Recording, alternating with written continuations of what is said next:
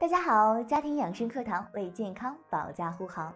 我们经常呢会遇到这样的问题，身边的人呢存在着这样或者是那样的打呼噜，喝酒之后呢打呼噜，睡姿不正确呢也会打呼噜。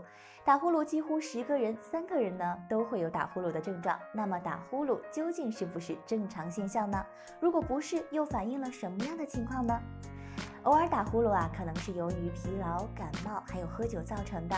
如果1星期之内出现了5次以上的打呼噜就可以将这种行为定义为经常打呼噜了。那么就需要引起思考了，是身体出现问题，需要引起重视。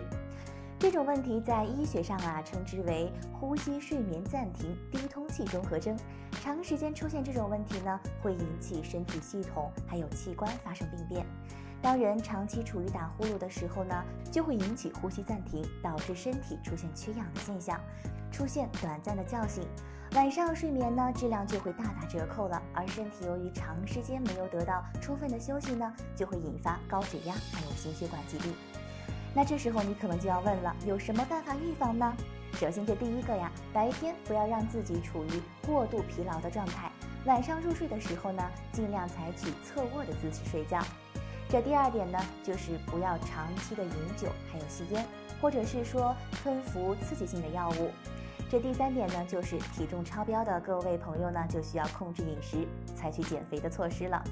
除此之外，要想根治打呼噜还要从降血脂治疗开始，真正的从饮食还有运动一起抓，管住嘴，迈开腿，健康生活点滴做起。